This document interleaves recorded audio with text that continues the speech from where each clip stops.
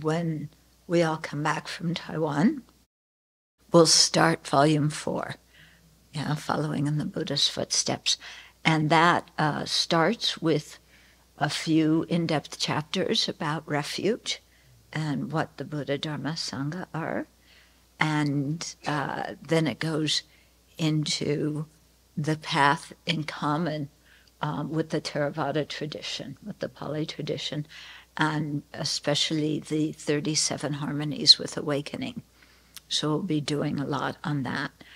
But the after refuge, it talks about the 3 higher trainings, okay? So ethical conduct, concentration, and wisdom. 37 harmonies with awakening come under wisdom, under the concentration, backing up. Then we'll have the teachings from Maitreya's text and Sangha's text, how to cultivate serenity. And then in the chapters on sila, or ethical conduct, we'll talk about the monastic precepts. So it'll be quite interesting, I think. Huh? Okay, but we're still on Buddha nature. No problem being on Buddha nature for a long time. So let's remember the visualization.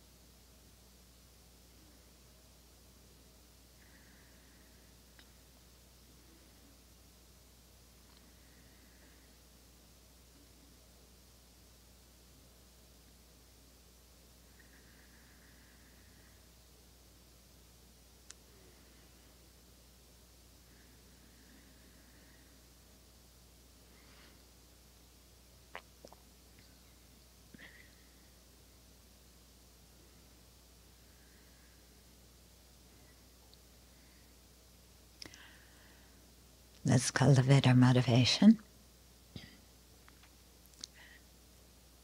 So while we continue to think of ourselves as little old me, who can't do everything right, or who is good at this but not good at that, the little old me that wants to be recognized and appreciated, that doesn't want criticism.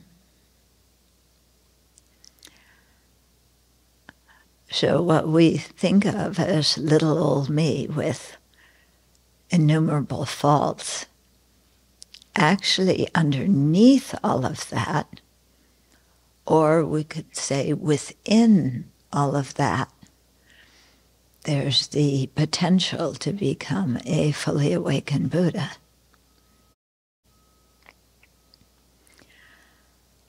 So understanding that is important so that we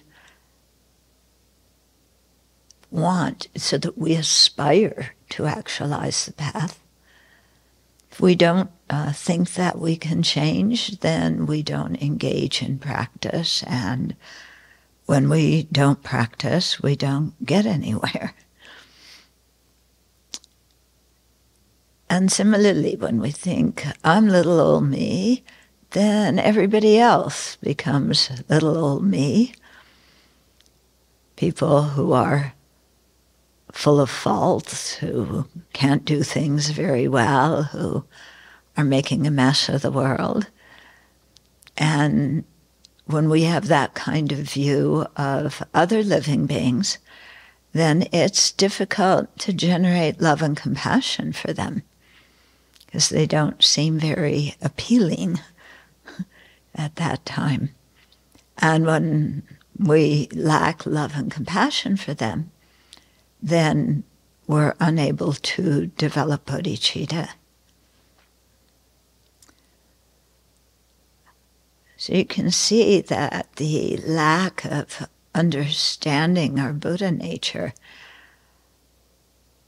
is really a big hindrance for ourselves to practice the path. In so many ways, it hinders us. That view of putting ourselves down, or not necessarily putting ourselves down, but just thinking that, we have a very limited view of what human potential is.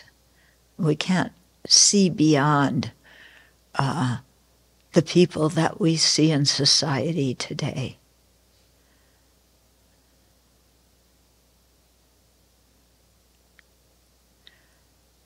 So again, that view of others, and, deprecating them.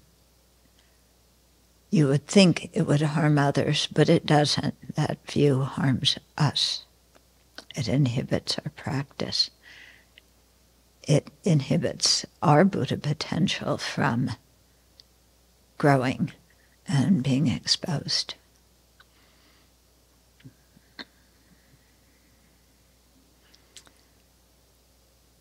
So spend a minute contemplating that you have the Buddha potential, and all other sentient beings do as well.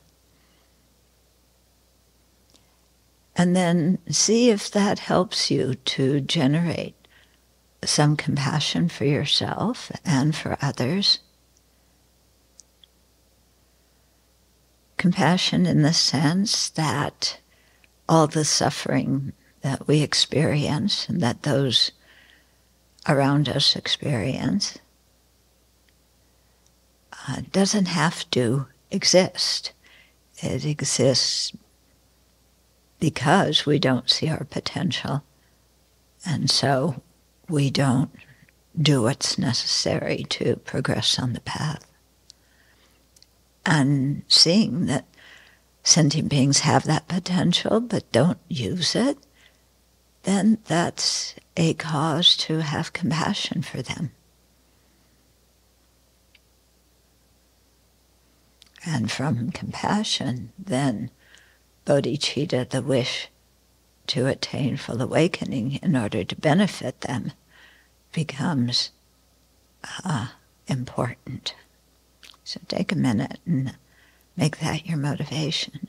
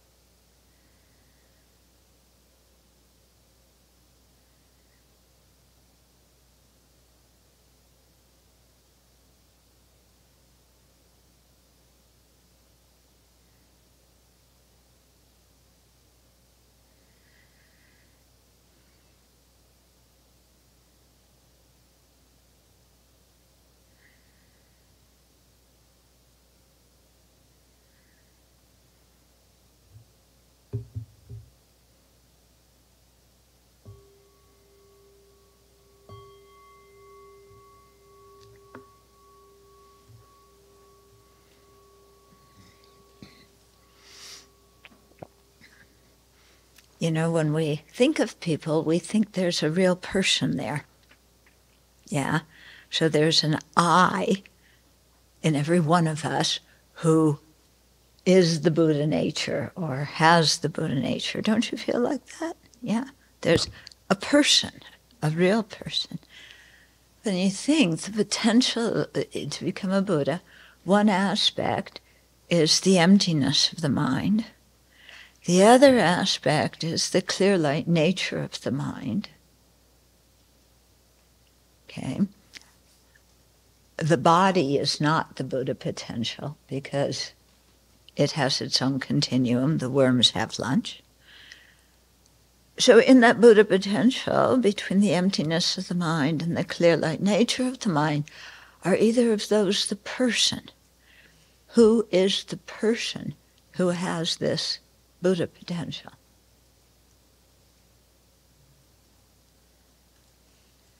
Does that make you feel a little bit weird inside?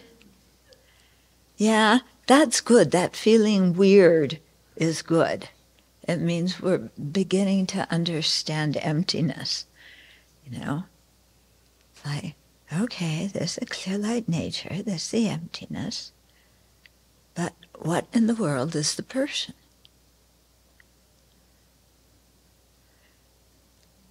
Yeah. And then we think, oh, but there's a person, this life. But the Buddha nature is beginningless.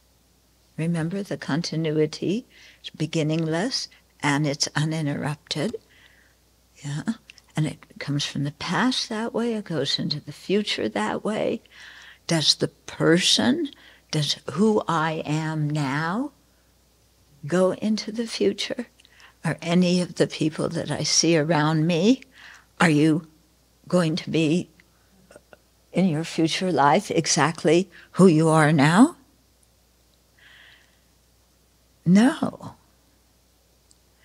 Yeah. And yet this feeling that there's a real person there is so strong. But we begin to see what an inaccurate feeling that is. That there's nothing you can pinpoint.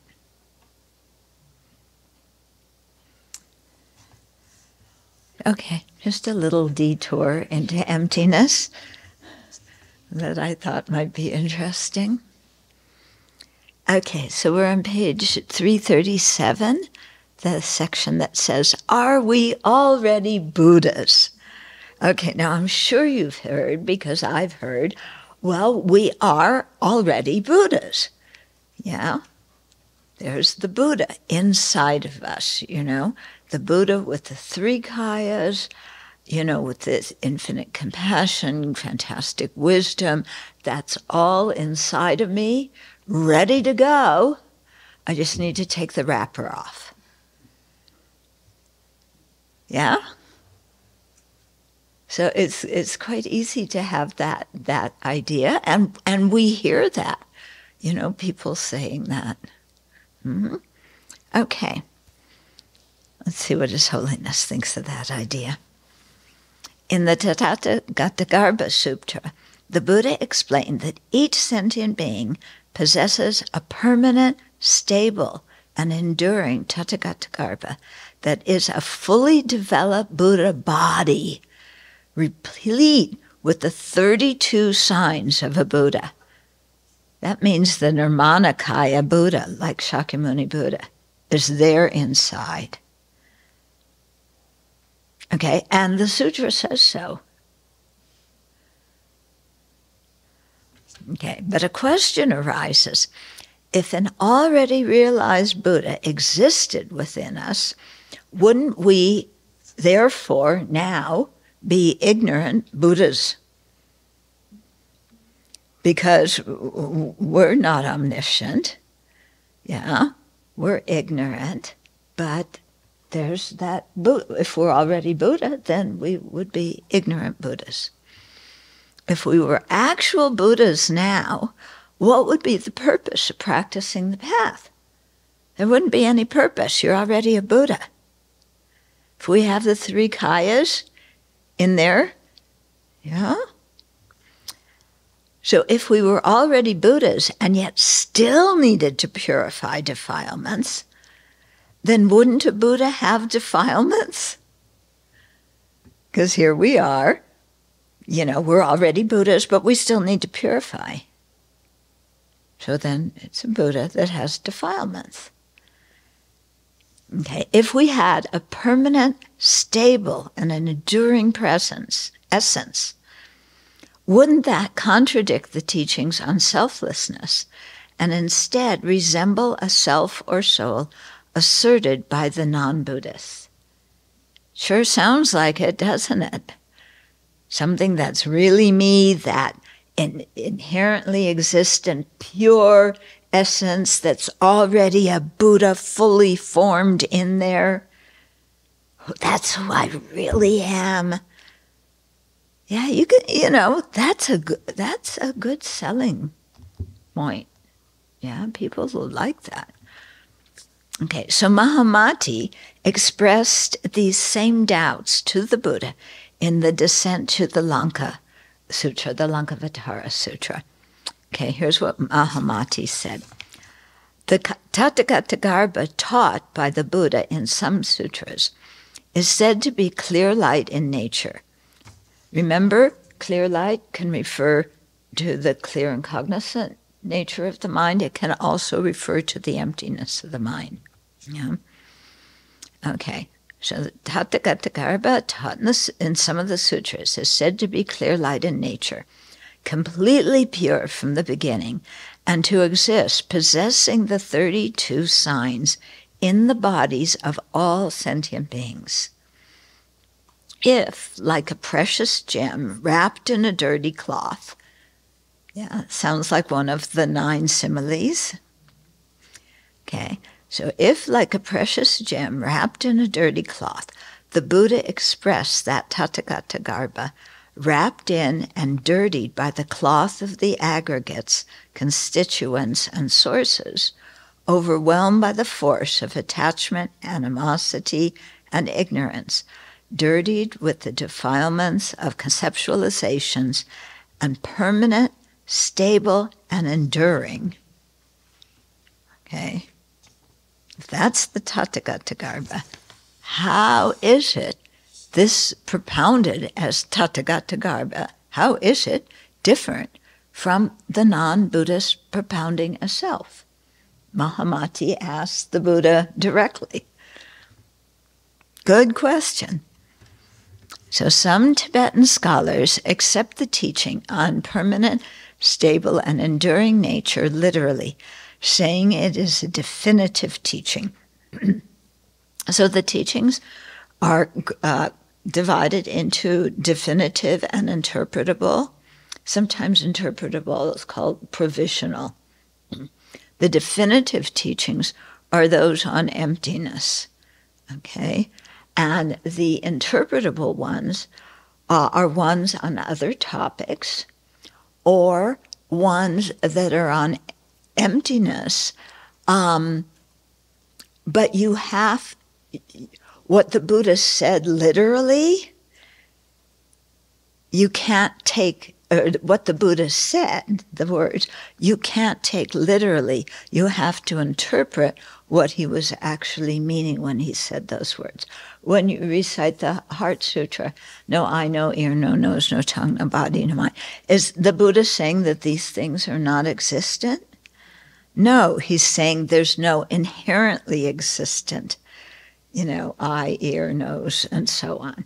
Okay, so that statement has to be interpreted to actually mean what the Buddha intended.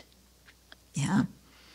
As it happened, how the Prasangikas explain that is that earlier in the sutra, the Buddha used the term, I think inherently or by its own nature, one of those terms meaning, inherent existence, and said this is, empty of inherent existence, or whatever, I forget which term it is, although we just recited it yesterday. But, okay, so, you can't, with no eye, no ear, it doesn't mean, you don't take it literally. Yeah, you have to understand. And in the Perfection of Wisdom Sutras, if you look in them, there's always earlier, before those no passages, something that talks about there's no inherently existent phenomena. Okay? So that's called interpretable. It's also it's interpretable because you have to interpret it to understand what the Buddha meant.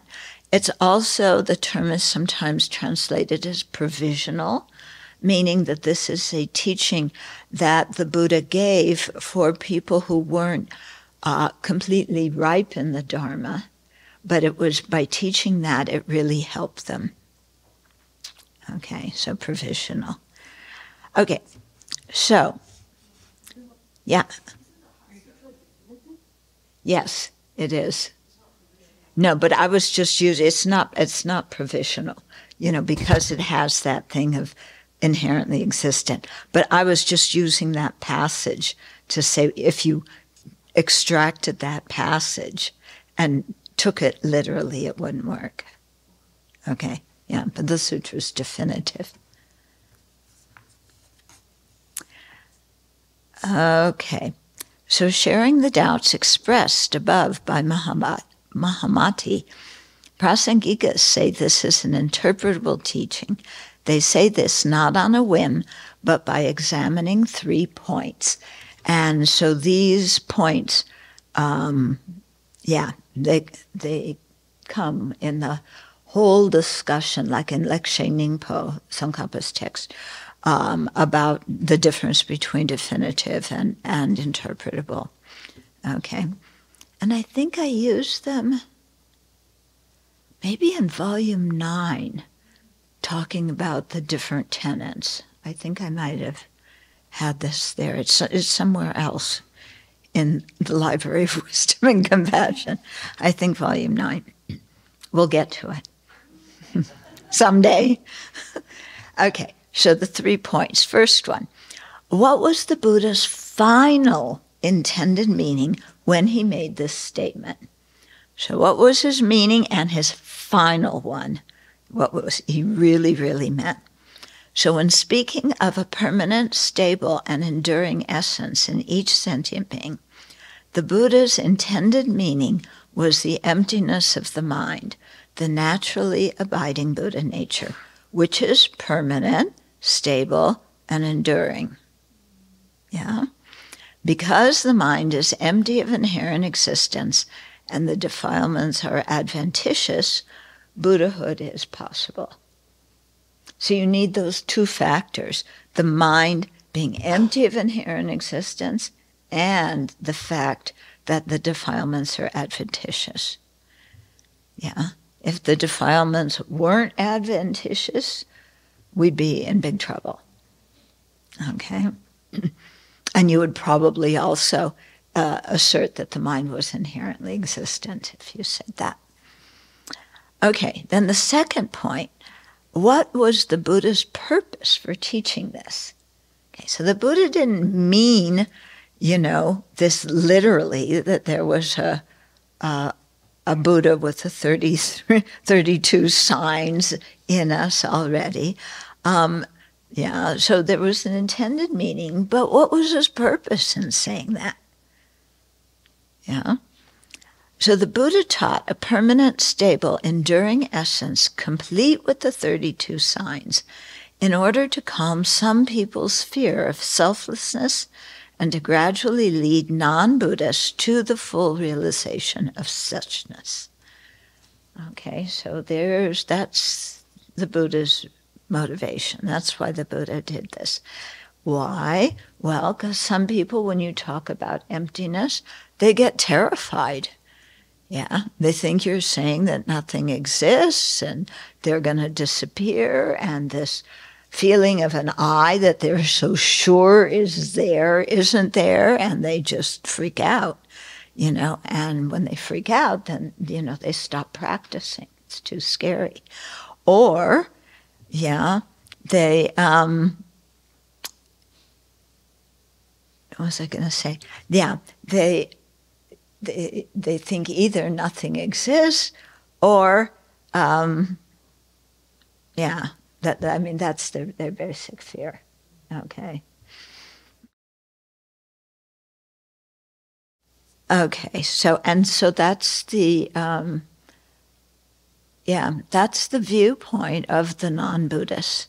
Yeah, so not just the non-Buddhists at the Buddha's time, but, when we look at theistic religions, which are the main religions in in the world, they all assert an inherently existent person. And so if you tell these people that that doesn't exist, and there's no soul, and there's no Atman, people freak. So at present, these people who are spiritually immature feel comfortable with the idea of a permanent essence. The idea of the emptiness of inherent existence frightens them, and they mistakenly think it means that nothing whatsoever exists. They fear that by realizing emptiness, they will disappear and cease to exist. And of course, that's terrifying for people. To calm this fear, the Buddha spoke in a way that corresponds with their current ideas. Okay? So he's not lying when he says this. He has another intention in mind. He has a purpose for saying this, and the purpose is to benefit that group of people. So, because if they think that the Tathagata is a permanent, pure essence, then they feel happy, they feel good, they say, oh, this is something, I want to uncover, and then they'll start to practice. And then while practicing, as they purify, as they create merit, then when they're introduced to the teachings on emptiness, they'll begin to understand it. They'll be more receptive for those teachings. So this is, so later when they are more receptive, he will teach them the actual meaning. This is similar to the way skillful parents simplify complex ideas to make them comprehensible to young children. And that's what, one of the big ways that parents do that is when kids say, what is death? And besides the parents really not knowing themselves what the meaning of death is, they don't want to scare their kids. Even though the parents are scared of death, they don't want to scare the kids by making the kids think that the people that they love are going to die and leave them. So the parents say, well, dead people are just going to sleep for a long time. Were you told something like that? What were you told when you were little, when you asked, what does it mean to be dead? Go to heaven. Go to heaven. Okay, sorry. I forgot about that one. You continue to live because there's a permanent soul, and the soul goes to heaven. And you're the same person in heaven that you are now. And you meet all your relatives who are the same age as they were when they died. So they, somebody who died as a baby never gets older in heaven. And somebody who's old is just all the time old. Interesting, isn't it? As soon as you assert a heaven, then you have to answer these questions. Okay. So people think of all this kind of stuff. Okay, so that's the Buddha's purpose for teaching that. And you can see that it helped those people. Okay, some of us actually, when you think about it, when you first met the Dharma, or even now, are you totally ripe and receptive to every aspect of the Dharma? Oh, some of us, we hear about some teaching and we go, what? What? How can I believe that? We're full of doubt and we're full of wrong conceptions. And so somehow, our teachers are faced with the task of freeing ourselves from that, but they have to do it very tactfully. Otherwise, we just, run down the hill screaming because we want to hear light and love and bliss, don't we? And praying to God is somehow so comforting. It means that there's somebody who's supposedly wise, in charge of this whole thing. And so, like you were saying, we feel, we want predictability, we want stability, we want to know what's going on. We want to think that somebody is behind this whole thing and knows what's going on and that there's actually some plan. Yeah? God decided this. It's in God's plan. We don't know what God's plan is, but, it's so comforting to think like that, isn't it? Yeah. Somebody once came to me, one of her relatives had just died, and she said, Buddhism is not a very comforting religion when somebody dies. Yeah. She said they just die and that the body, just decays and then they get reborn. How is that? And, that's really not, and they get reborn according to their karma. And if they've done a lot of negative deeds, they're going to wind up in a lower realm, And she said, it's difficult in these times when you need emotional comfort to have a Buddhist view, she said, and having a theistic view, somehow very comforting. I have no idea what's going on, but God knows. Yeah, my mom used to say that when things happen. God knows why this She meant it in a different way, God knows why you kids did this. Yeah.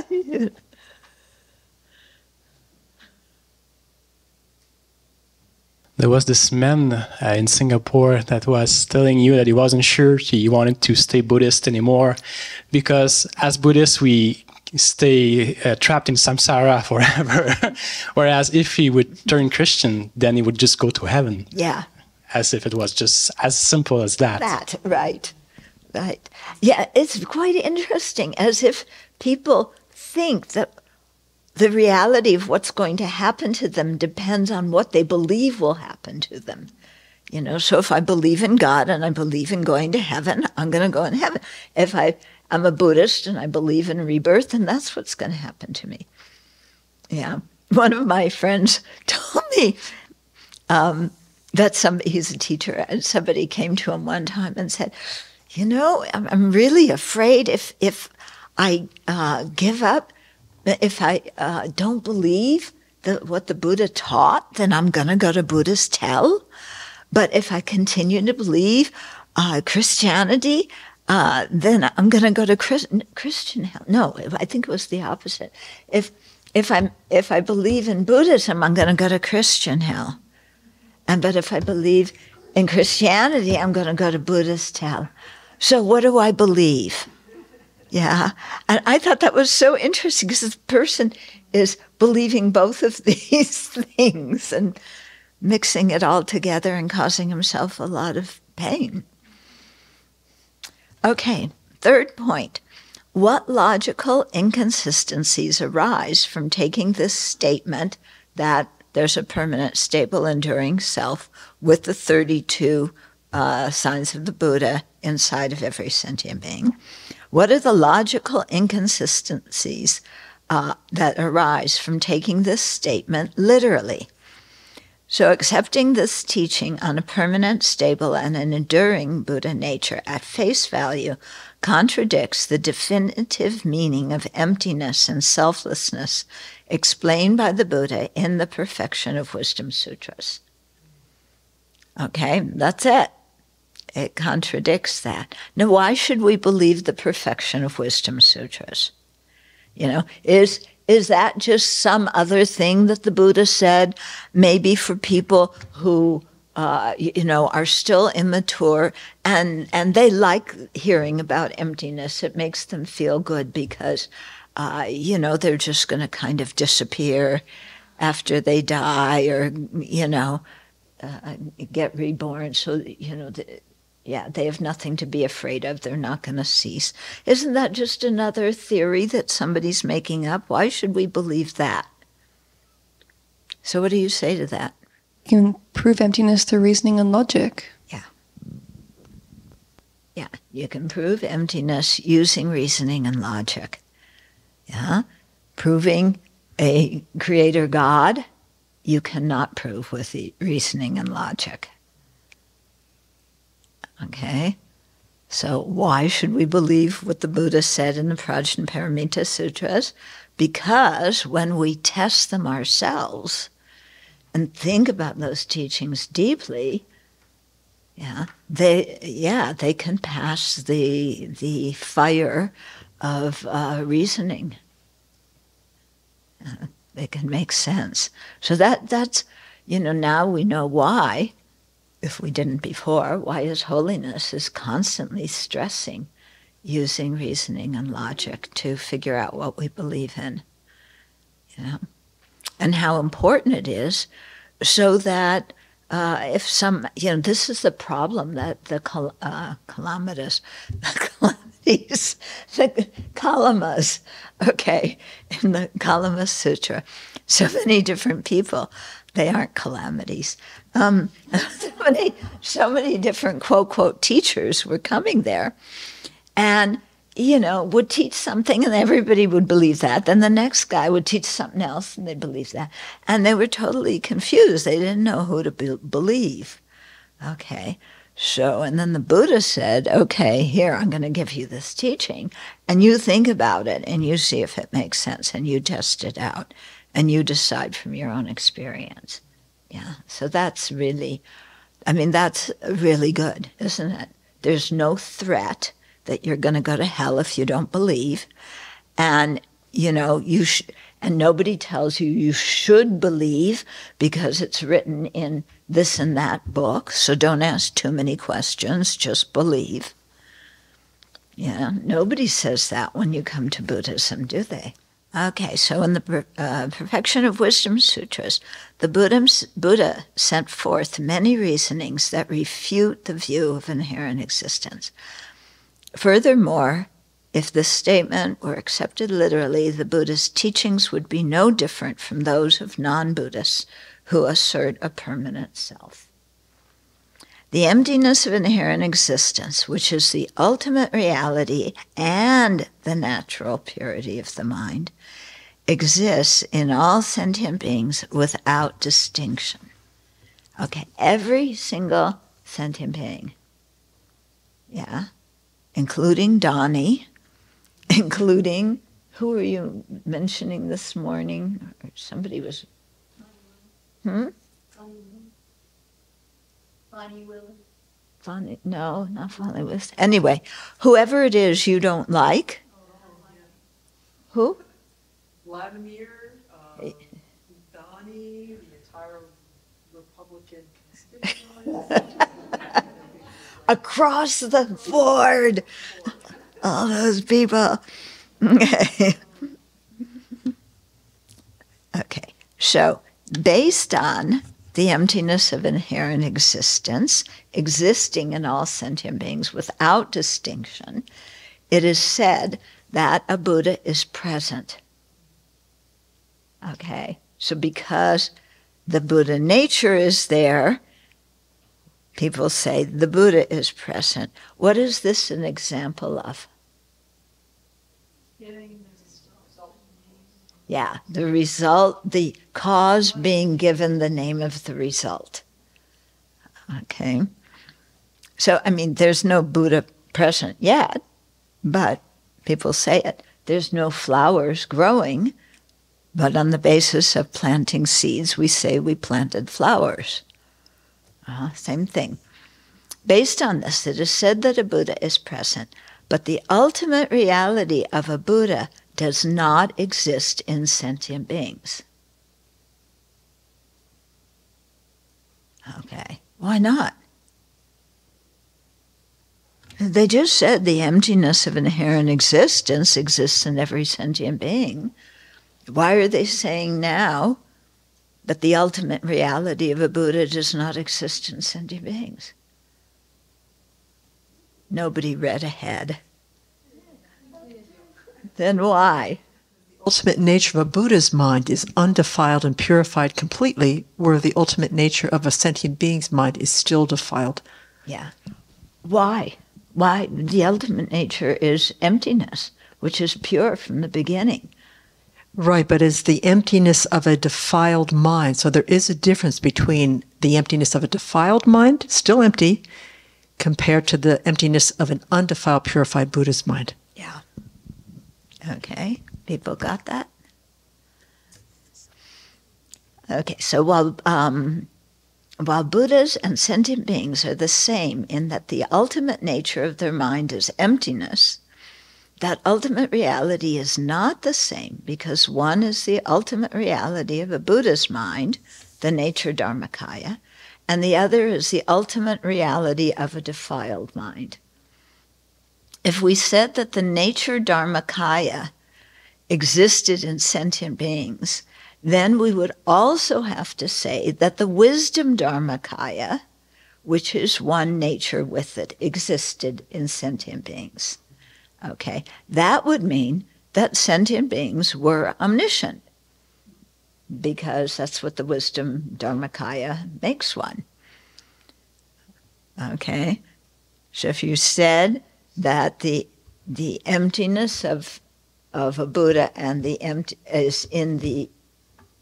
is the same as, or is in the sentient beings, yeah, then sentient beings would have the nature Dharmakaya, and then because it would also have to have what is not one nature with it, which is the wisdom Dharmakaya, and then that would mean sentient beings were Buddhas. Yeah, are you a Buddha? Okay, that would mean that sentient beings were omniscient, which certainly is not the case.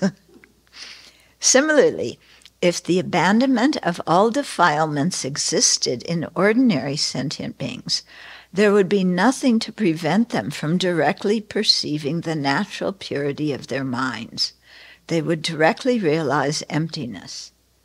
Yeah, sentient beings do not directly realize emptiness in their present.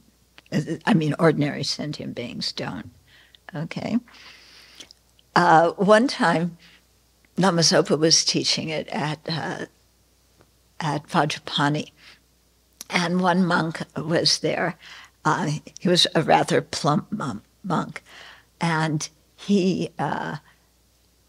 said to Rinpoche, well, there's these people who say that we're Buddhas already, and our tradition doesn't agree with that. Why not? What's wrong with saying that? Aren't we Buddhas already?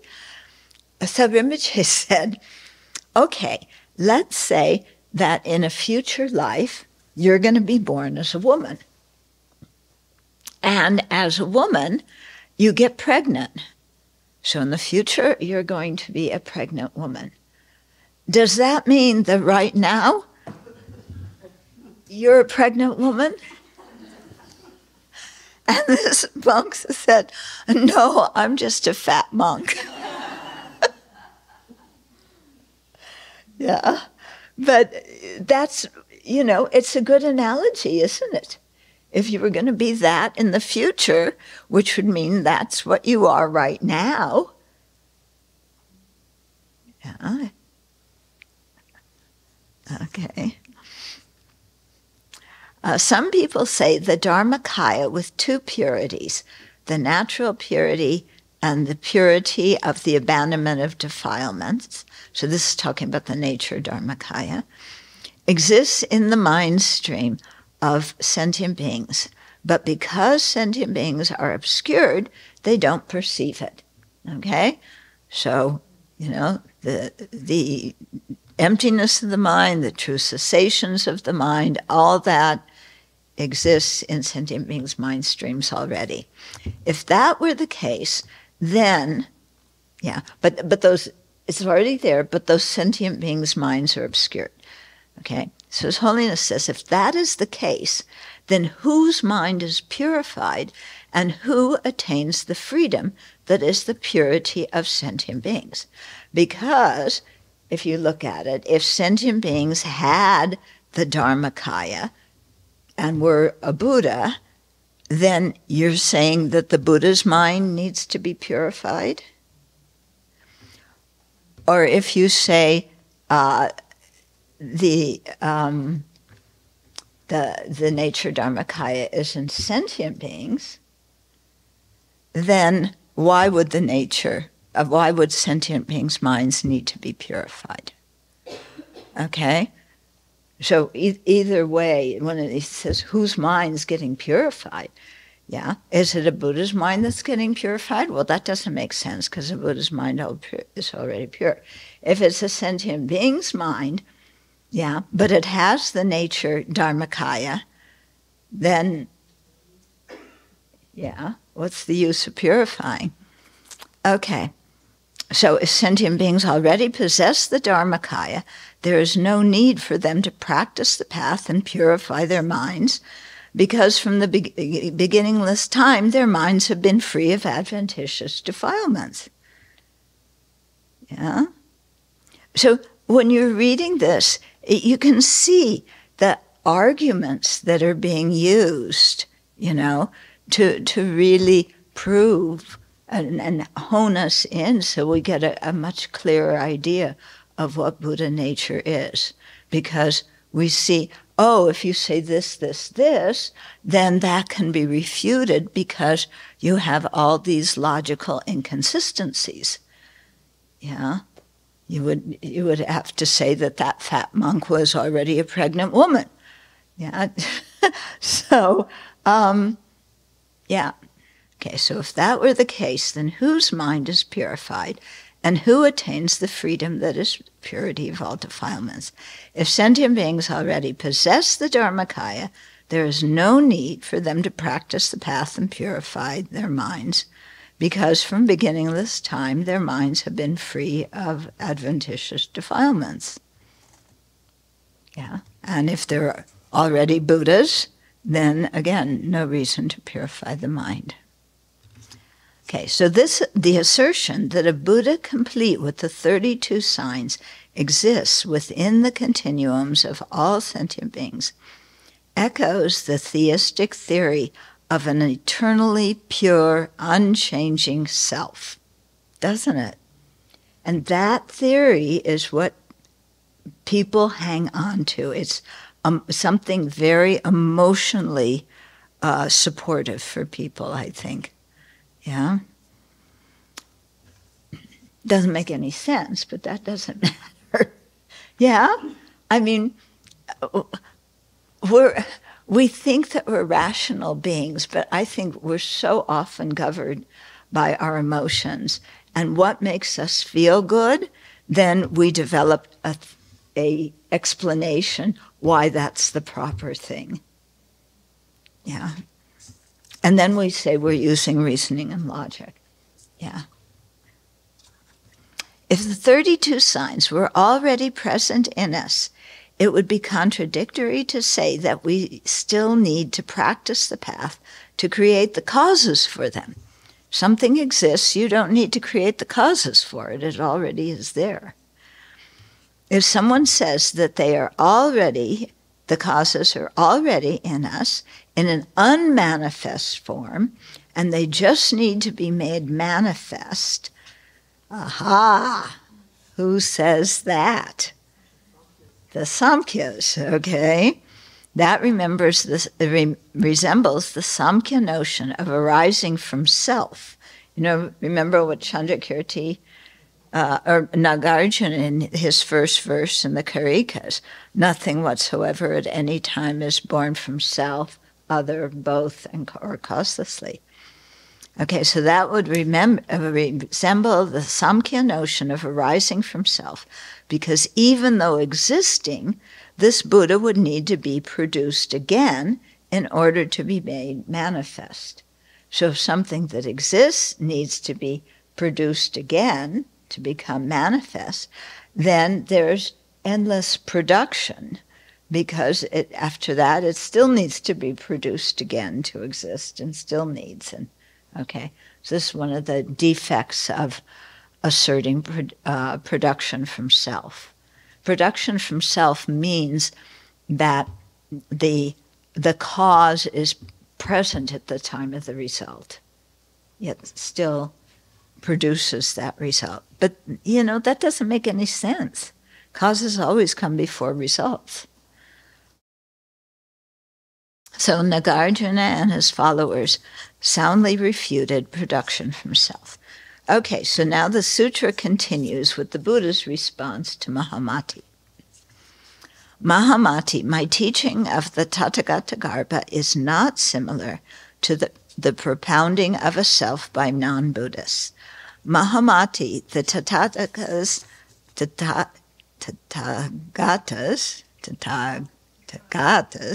anyway, the Buddhas, Arhats, the perfectly completed Buddhas, indicated the Tathagatagarbha with the meanings of the words emptiness, limit of complete purity, nirvana, unborn, signless, wishless, and so forth.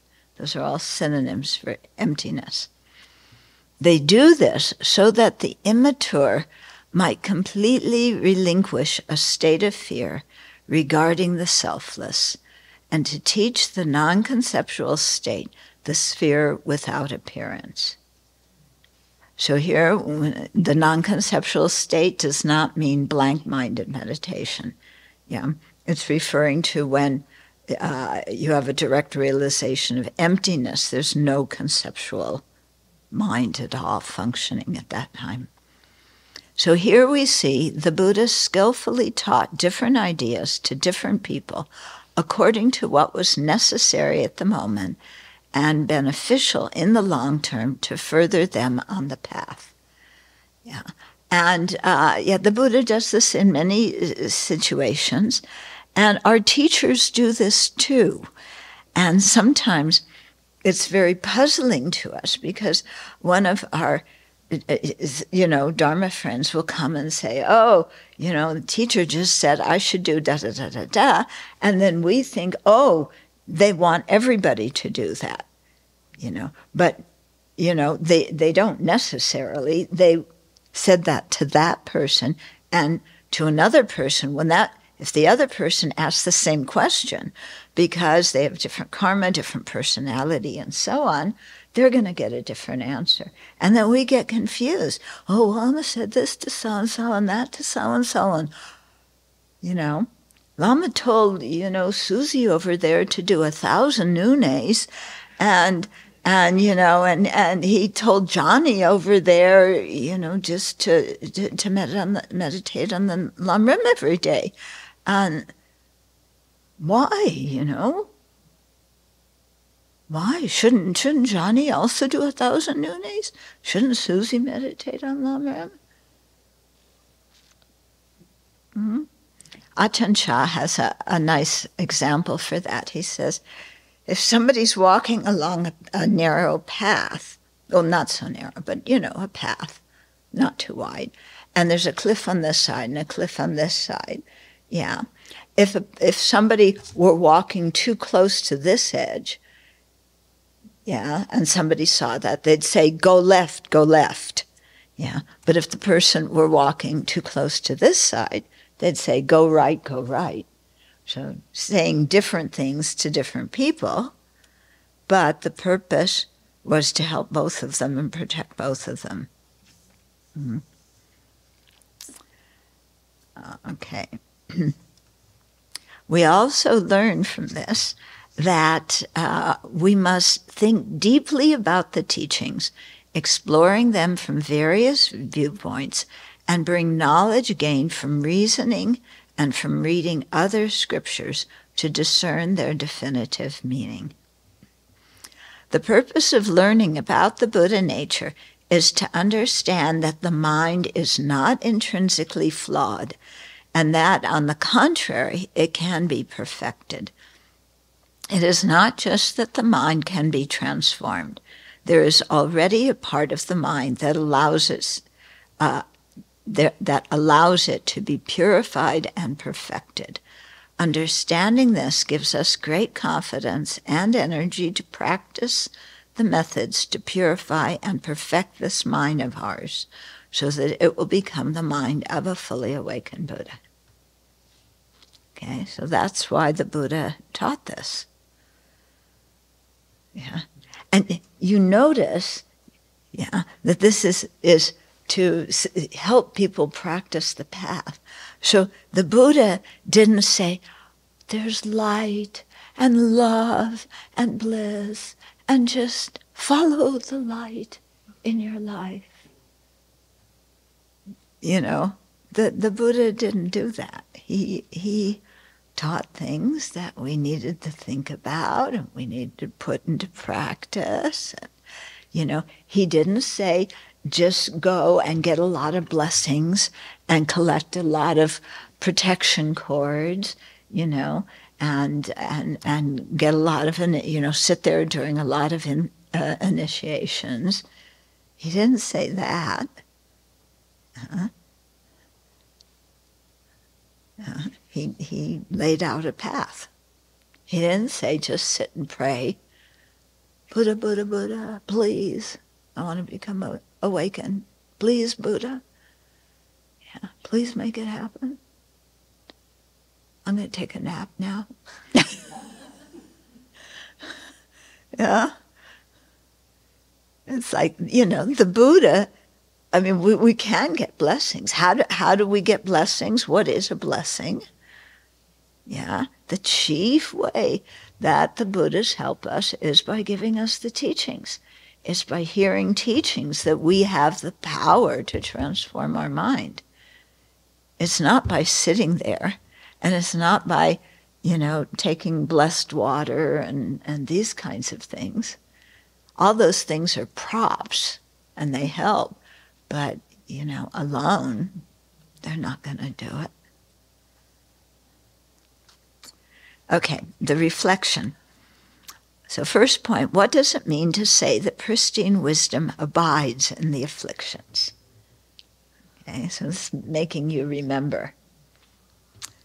Okay, what are we already wise Buddhas but just don't know it? Do Buddhas have afflictions? The Buddha said, okay, third question, the Buddha said there is a permanent, stable, and enduring Buddha nature in each of us. What was his final intended meaning in saying this? Okay. And what was his purpose for teaching this? And what logical inconsistencies arise from taking this statement literally? Okay, so these are really good reflection questions. Think about them. Yeah, it's important to understand this. Geshe Sonam Rinchen, when we were studying Majjhima Kathatara, and you go through all this thing and you're debating all these Buddhists or non-Buddhists. And we said, Genla, why? Who believes these crazy theories of the non-Buddhists? Yeah, who believes them? And Rinpoche said, well, if some teacher who teaches this came and taught them, you would probably believe them. Yeah, because unless you think deeply and use reasoning, then the next thing that somebody says that feels good, you believe. Yeah? So this is my theory. First, people figure out what they believe, what they want to believe. Then they find a scripture or some reasoning to prove, quote, quote, prove it. Yeah. In other words, we claim to be reasonable, rational people, but not always. Okay, so the next heading, next section, called Awareness of Our Buddha Nature Eliminates Hindrances. So the Sutra of the second turning of the Dharma wheel, or the sutras, plural, of the second turning of the Dharma wheel, state in numerous places that all knowable phenomena are in all ways empty like a cloud, a dream, or an illusion. Why is it then that in the sutras of the third turning of the Dharma wheel, the Buddha, having said this, declared that the Buddha nature is present within beings? Okay, so this is what Maitreya said in Sublime Continuum. Okay, so Maitreya tells us that although the sutras of the second turning characterize the Buddha nature by giving the examples of an illusion and so forth to illustrate the emptiness of the mind, he will explain Buddha nature slightly different in the Sublime Continuum. So if we're people who like one right answer and don't like seeing things from different perspectives, this drives us crazy. Yeah, we want one right answer, one way to look at it, so I know what this is, now I got it. Okay, one young man came to see me some years ago, and I forget what we were discussing. He had been practicing in the Theravada tradition, and maybe he was asking about arhats and, how arhats compared to Buddhas, some question like that. And so I was responding, and he said, well, that's not what I've heard before, from his Theravada teachers. And I said, different people look at this different ways, and they have their reasons for saying this, and so on. And he said, well, which one's right? And I said, well, I believe this one personally, but you have to think about it and see which one sounds right for you. Okay, don't just believe what I say. And he kept on saying, but please tell me which one is right. And I realized, oh, now I understand, So, you hear different passages about being receptive or not being receptive, the importance of reasoning and logic, the ability to see things from various perspectives and to see, that in some situations there is not one right answer, And and so, when he was saying that, I said, oh, now I understand what they're talking about when they say talking to people according to, their disposition, and teaching them according to what they need to hear at that time. Okay, so Maitreya is going to explain the Buddha nature differently in Sublime Continuum than in the Prajnaparamita Sutras. Does that mean that Maitreya doesn't believe in emptiness? Now, wait until you get into some of the other the studies. You have like Vasubandhu. Oh, there's a lot of discussion about Vasubandhu. The academic people say there's probably more than one Vasubandhu. The Tibetans say he just lived a long time. And one Vasubandhu, but lived a long time. But Vasubandhu wrote the Abhidharmakosha, okay, which is written from the viewpoint of the Vaibhasikas. He wrote a commentary to the Abhidharmakosha from the viewpoint of the Sautantrikas. So you hear this, and then you go, well, which one did he believe? Did he change his mind? At first he was a Vaibhasika, and then he became a Sautantrika.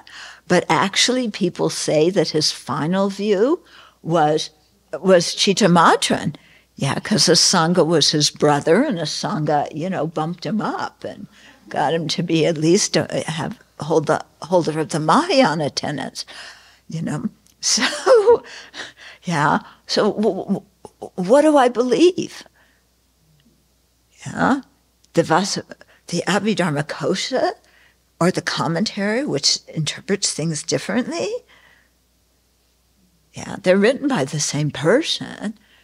You know, was he lying in there? Yeah. Or was he like on acid?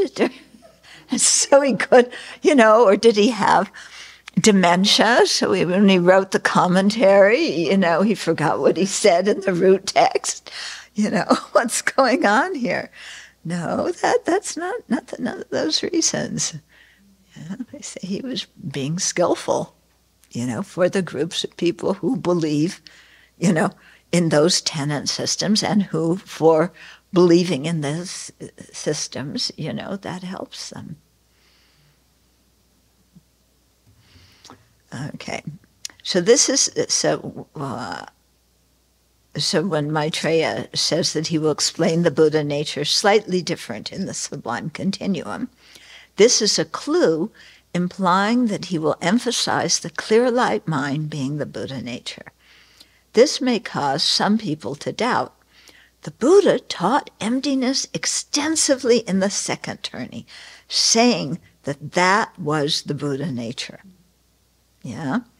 Why in the third turning would he speak about Buddha nature being the clear light mind that has beginninglessly been completely pure and sentient beings? Is there a contradiction between the second and third turnings? Yeah, it sounds like, wait a minute, you know? The difference between the first turning and the second turning was already big enough, you know? But then to the third turning, then he's saying something different again. Okay, so are they contradictory? Maitreya explains that the Buddha spoke of Buddha nature being the clear light mind in order to help us sentient beings overcome 5 factors that hinder us from developing bodhicitta, realizing emptiness, and attaining Buddhahood. So as we go through these 5, see if you have any of them. Yeah, and if you do, then you know why the Buddha taught the Buddha nature. Okay. So the first one is discouragement. So these are the 5 factors that hinder us from developing bodhicitta, realizing emptiness, and becoming Buddha. Discouragement. Yeah, that's going to be a good hindering factor. Yeah, anybody here ever been discouraged? Yeah? Okay. Gee, it's a very common thing.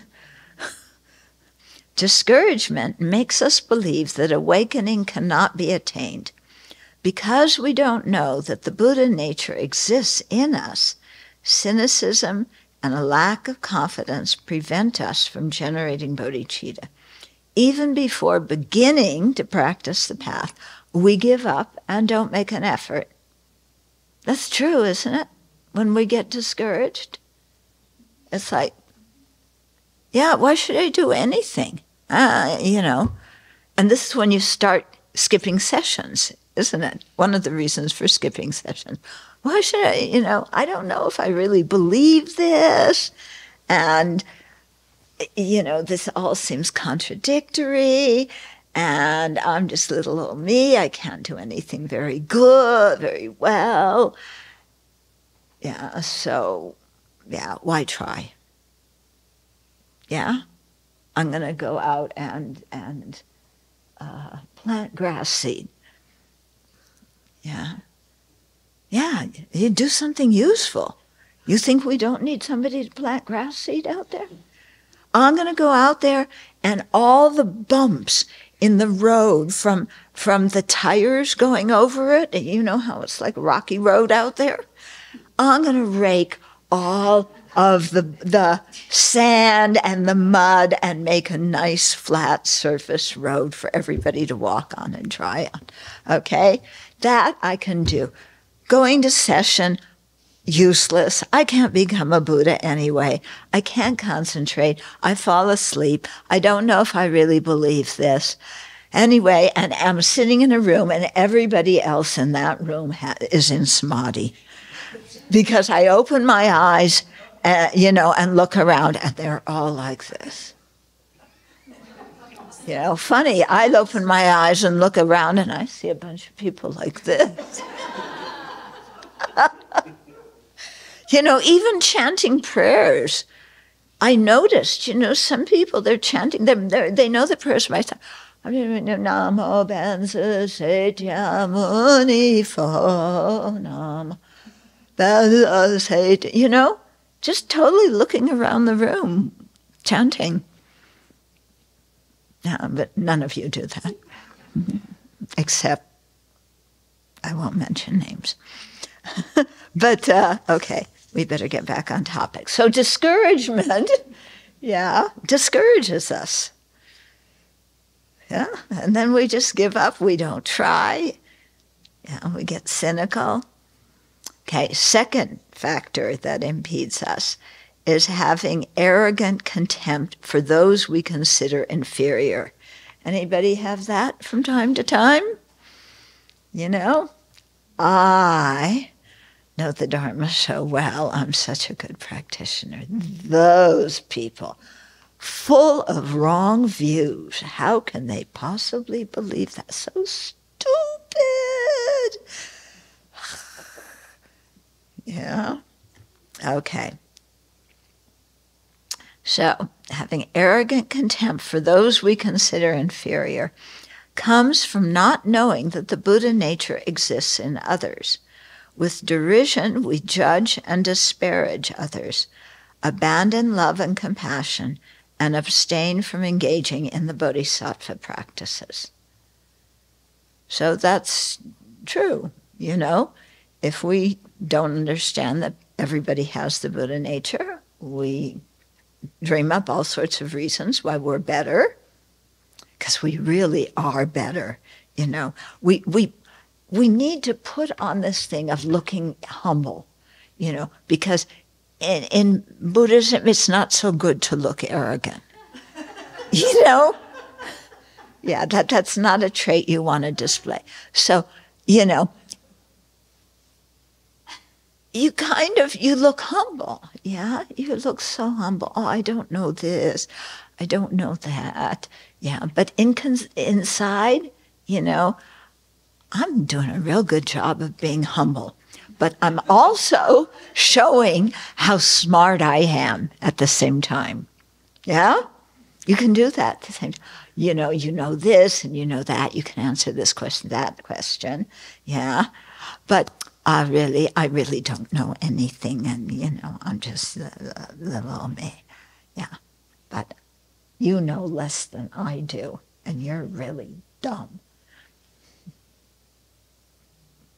Yeah. Too bad you aren't like me. What is that? What's the use of doing that? What's it supposed to indicate? You blow on your hand and you do that to polish gold? Or you blow on some other substance and go rub it? Yeah, very interesting. Like, what in the world does that mean? Anyway, you'll find out when you're a Buddha. So just be patient. Okay, so arrogant contempt for those we consider inferior. That's a big problem. Because you don't have compassion for people then. Yeah, you're better than them. They're dumb. Yeah. The world is so fortunate to have you in it. Those people are more fortunate to know you. Yeah. Yeah. And you're going to lead them to enlightenment. You have a banner, you know, like the people who are leading tours do. You have the banner. You hold it, and all these people gather around, and you say, we're going to enlightenment. Come on, crew, don't be late. Okay, then the third one is distorted conceptions. Anybody have that one? Yeah, lots of distorted conceptions. So distorted conceptions incorrectly hold that adventitious defilements are truly existent Yeah, they exist in the nature of the mind and therefore are impossible to eradicate. Yeah? So these wrong views superimpose true existence on things that are empty of true existence. So they arise from not knowing the essence, the existence of the Buddha nature in all sentient beings. So people who have these distorted conceptions, how do they arise? Because they don't know the existence of the Buddha nature in all sentient beings, and infer and interfere with our cultivation of the wisdom correctly realizing reality. Okay, so lots of distorted conception. Things are really true existent. It's like when you do the refutation, and it's like, yeah, I can't find myself. There's no inherently existent person, but I'm still there because I just realized emptiness. Yeah?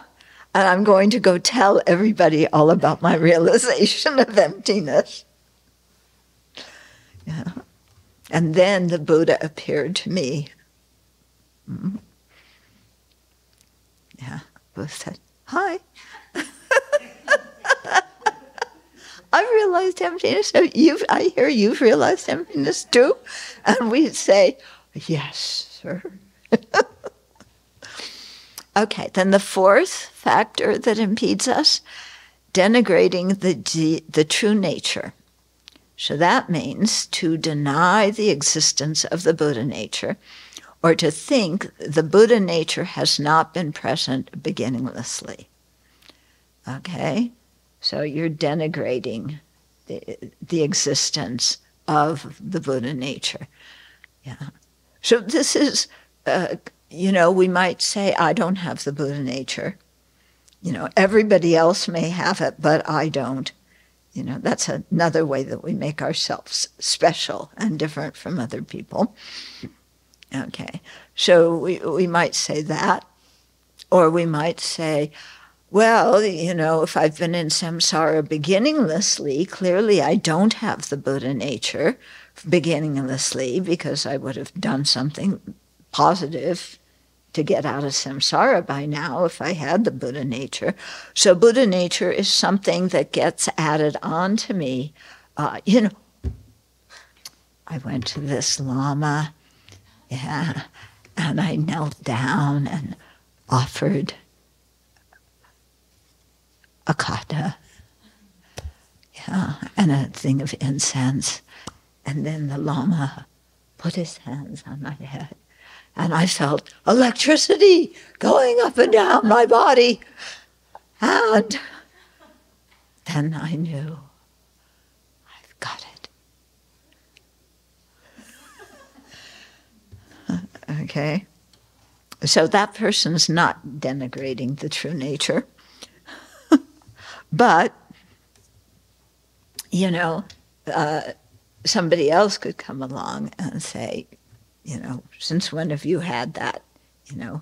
The guy may say, well, I haven't always realized emptiness, so I haven't always had the Buddha nature. It's something that just came to me. When that Lama touched my head, I got the Buddha nature. It came in. That's what that whole pizzazz going on inside of me when he gave me that blessing. That's what happened, is he gave me the Buddha nature. Now I got it. Okay, but it didn't exist before. Yeah?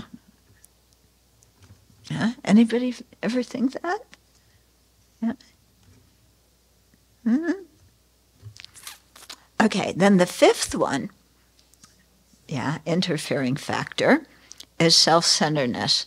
So this makes us bias towards the self, quenching the equanimity that sees self and others as equally valuable. Okay, anybody here see have self-centeredness, that think you're more valuable than everybody else? Yeah. Okay. Well, that shows how ignorant you are, because I'm the one who's most valuable. I keep telling you that. Yeah. Okay, so egocentrism obliterates the thought that the Buddha nature exists equally in ourselves and others. Yeah, I have more of it. Yeah, that's what self-centered, Yeah, well, maybe, okay, first we think, well, the Buddha nature doesn't exist in all sentient beings, but I have it. But, Donnie really lost out on that one. No Buddha nature. Or, then you go, well, okay, maybe everybody has Buddha nature, but I have more of it. Or my Buddha nature is better than your Buddha nature. Yeah. Okay, so preoccupied with our own concerns, we are unable to generate the love and compassion that regard ourselves and others as equal. This, in turn, interferes with generating bodhicitta. Wow. Have you ever thought about that? That this, because we all believe in equality, don't we? We think everybody's equal. But when we have the self-centeredness, we don't really think everybody's equal, do we? We don't at all. Okay. Let's continue. But everybody is equal in having the Buddha nature. And one person doesn't have more of it than the other person. Okay, understanding Buddha nature counteracts these 5 faults. Okay, when sentient beings hear about Buddha nature, so to contradict the first factor, which was discouragement.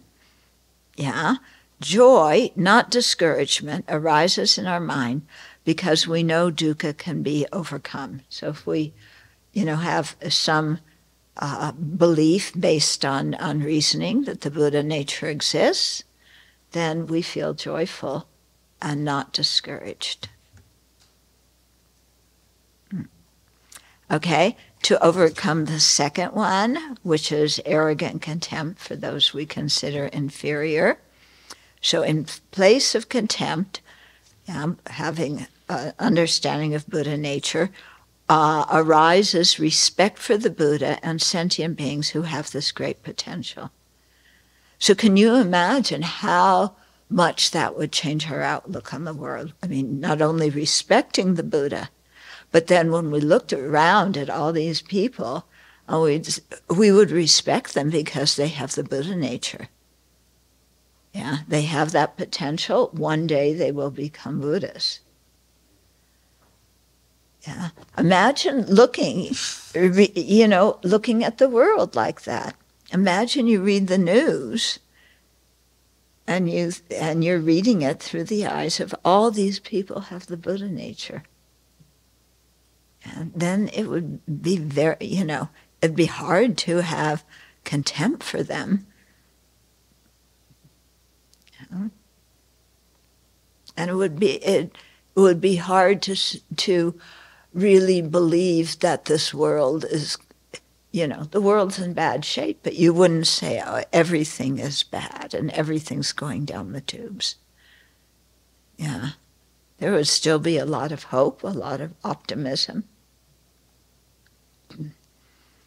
Okay, and then for the third and fourth points, the third one was distorted conception. The fourth was denigrating the two nature.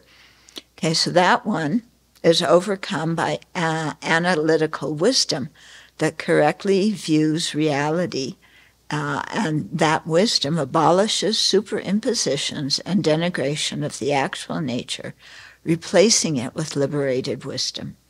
Superimposition means that you're projecting something that isn't there. So that would be the view of inherent existence. You're projecting something that isn't there. Denigration means that you're saying that you're denigrating, you're putting down something that does exist by saying it doesn't exist. So that's a nihilistic view. Okay, so there we have our usual two extremes. Okay, so instead of falling to those two extremes, if we understand the Buddha nature, we'll have liberating wisdom. And then to overcome self-centeredness, understanding the Buddha nature would give us great love for all sentient beings, which overcomes the confining self-preoccupation by opening our hearts to others. Does opening your heart to others feel liberating to you, or is it scary?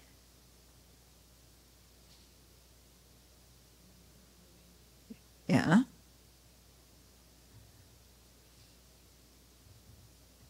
Is it scary? We don't want to really open our hearts to others and look at their potential and see them as equal to us and trust them. Yeah. Do we really want to have compassion, or is that stretching our mind too far? Because I got to first take care of me.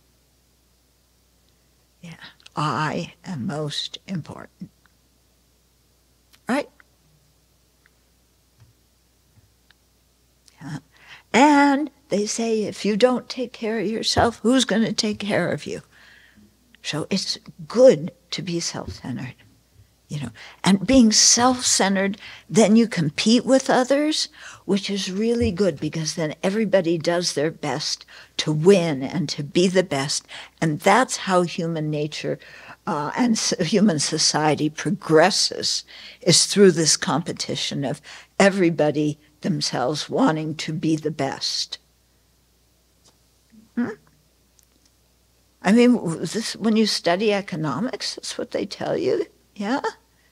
I mean, what I'm saying is just very common knowledge that people who are wise in our society say these things. But the thing is, if you really have the Buddha nature, competing with others to be on top and progressing and saying, I'm benefiting society so much because I'm work for this AI company and we're competing with the other AI company and we're developing all these fantastic far out things that are going to really help medical research and take us to the moon and back from the moon, and I'm working on this, and look, I'm contributing to society. Yeah, it sounds good, doesn't it? Do you have love and compassion for sentient beings? What's your motivation for contributing to society? Is it because you really care about others? Or because you want to win the Nobel Peace Prize for whatever? Or at least get some award from your university?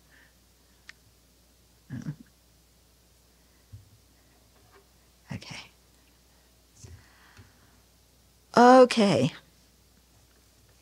So great love, so we will have great love for all sentient beings, overcoming the confining self-preoccupation. Self-preoccupation is confining, isn't it? It's scary. It may be scary to open our heart to others, but it's more painful being self-preoccupied and just everything revolving around me. How do I look? Are they noticing me? Am I contributing? Am I succeeding, or am I a failure? Are they recognizing what I do, or are they blaming me for things I don't know? How do I fit in this group? I don't know if I fit in. Maybe I should do this and then more people would like me. I don't know what people think about me. And, and then anyway, my health is so terrible and I have all these problems. My little toe is just killing me all the time. And then my little fingers started acting up. And then I have a stomach ache. and, and everything, my whole body's falling apart, and I can't concentrate because, my body's falling apart. If only, I were young again, but, I'm not, and the whole thing's useless. I'm just getting old. I'm more forgetful. What was I saying? Self-preoccupation is hell, isn't it? Just all the time, just all this anxiety. Yeah? How do I look? Do I look good? All those young monastics, perfectly pure skin, I have barnacles all over, and then I have freckles all over, and I have a scar here from when I fell on an ashtray when I was a kid. I have another scar up here from driving my tricycle into the back of my parents' car when it was parked in the driveway. I was 3 years old. And, oh, how do I look? All these people look better. They're, they can do all these things that I can't. I'm just, sitting here and yeah, all day long. Me. You would think that we would get sick and tired of it. Yeah? You would think. Sometimes in retreats, I've done it before where, because in a retreat, there's usually something that's bugging you that you go round and around about most of the retreat. Okay, so it was a group retreat, and everybody wrote out their problem and what they're going round and around about, folded it up, put it in a bowl, and then every person had to take out. And, now you don't have your problem anymore. You have this person's problem. So in your meditation, whenever you start worrying about yourself or you get distracted, this is what you get anxious about. Okay, so you are now the other person with this person's problem. So now this is what you think about. Yeah? And it was very interesting. Some of you were here. Yeah, do you remember what happened? Yeah, what happened? It was boring, wasn't it? It's like, this person is going round and round about this stupid problem. They're getting divorced. Everybody gets divorced. Why are they so worried about this and worried about that? And, they're just be nice to the people in your life and then they'll be nice back. The person's problem I had, their stepson had just been murdered in South America. So thinking about that problem made anything that came up for me non-existent, really. Yeah. That was a really... Yeah. Something. Yeah. Mm-hmm. Had us do this in EML a number of years ago too, but it can sort of backfire too, because you get someone else's problem that's really boring, and then you think, my problems are still more important. My problems really count. Those are just not. My problems are interesting. I've already gotten through the divorce thing. I'm on to a new problem. Now I have a new boyfriend, So what do I do, It was... I read something in New York Times today. This man wrote an article, and his wife got early onset dementia or Alzheimer's. And she just went downhill real fast.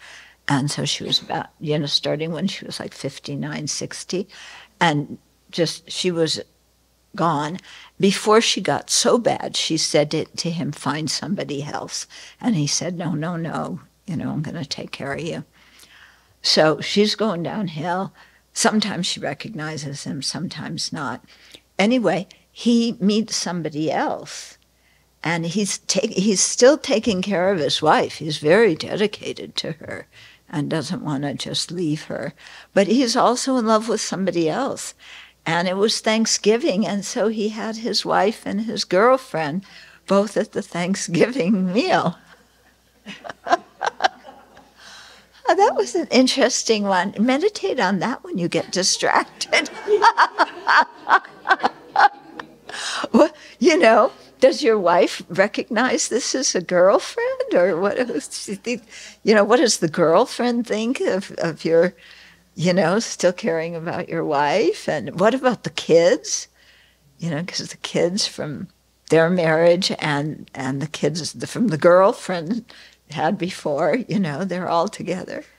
Yeah, very interesting, huh? Yeah, that'll keep your mind busy. You won't fall asleep when you're distracted by that. Okay. So, in short, eliminating these faults clears the way to generating bodhicitta and engaging in the 6 perfections, especially meditative stability and wisdom, which are essential to overcome the 2 obscurations. In this way, Maitreya clarifies that the description of Buddha nature in the sublime continuum does not contradict that of the second turning, but speaks of it from a different perspective. He also elucidates the purpose for teaching the Tathagata in the third turning. It is to help sentient beings overcome the 5 faults and to have enthusiasm and determination to practice the path and attain full awakening. Okay. So there's this custom that when you finish something, you go back and you start at the beginning again. So I could start with the preface, but I wrote that. Better we start. His Holiness wrote the introduction. Okay, so as with all activities, our attitude and motivation for learning and practicing the Buddha Dharma affect the value of our actions. Keeping 6 factors in mind will enable you to have a beneficial motivation. See, first thing in the book, what's His Holiness talking about? Motivation. Okay, first, see yourself as a sick person who wants to recover.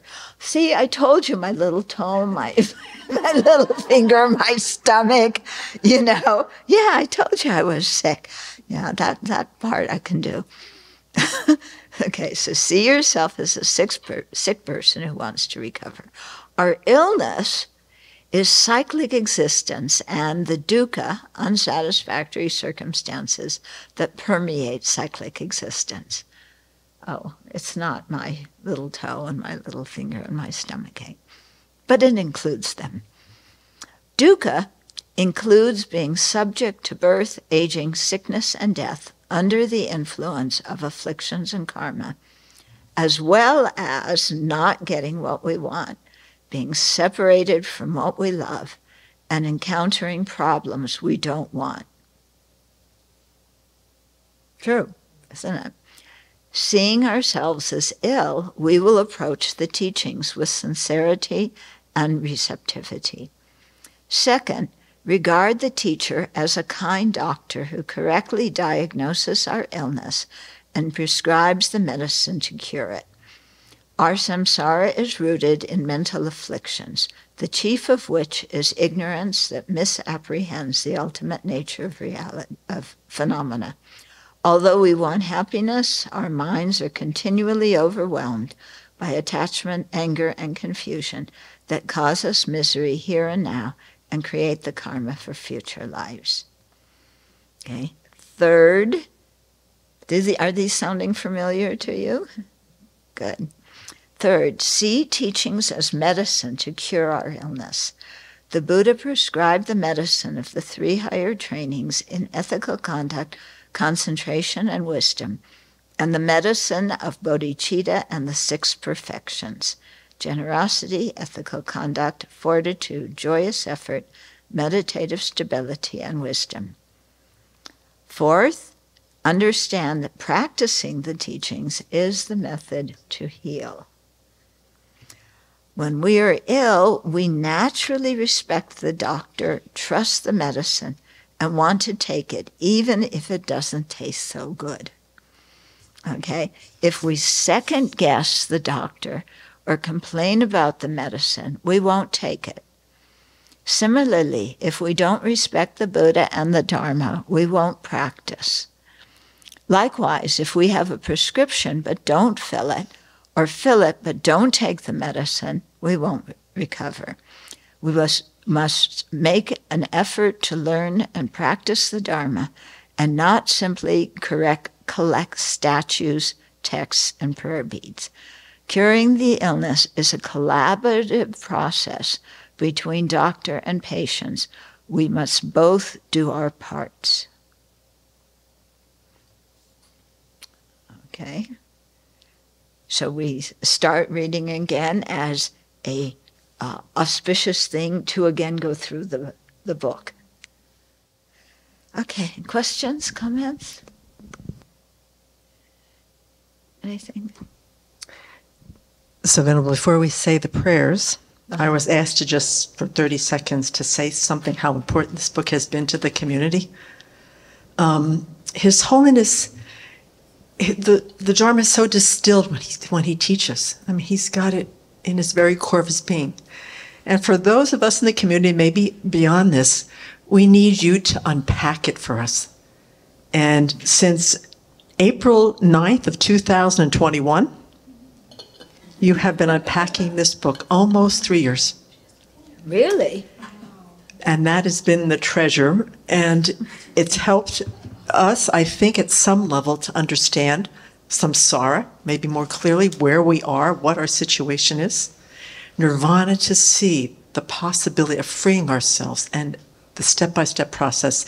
And then this incredible beyond Buddha nature that is kind of the ticket to Buddhahood, in a way that now our work begins to go back and look over and to study and to think about it. But this book has been, and then having the 4 establishments of mindfulness and retreat last year and the 4 noble truths this year to just complement the whole unpacking of this book. So we want to, as a small token, we wanted to do our Thanksgiving mandala to offer to you in gratitude for unpacking this incredible book.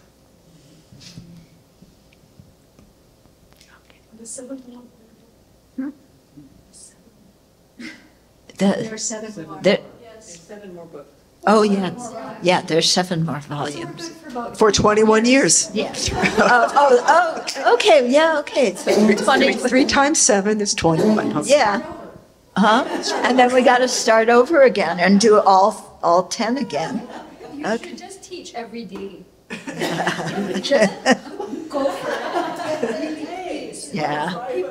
I would like to get us to the point where we're able to have teachings every day as a community. It's really valuable when you can study a text and it's not just once a week, but it's like every day.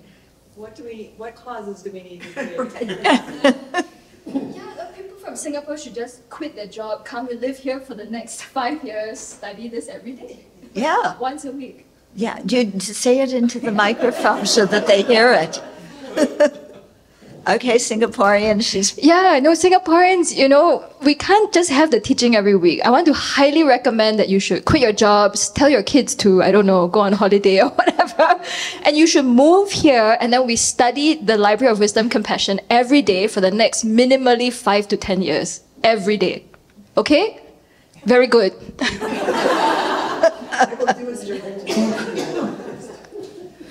Okay. Yeah, it'd be good, huh? Okay.